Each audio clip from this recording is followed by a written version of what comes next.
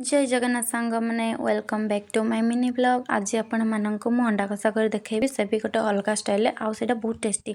तापाई fast सिझा अंडा को fry करी आनिबा आउ सिझा आलू को फ्राए करी आनिबा।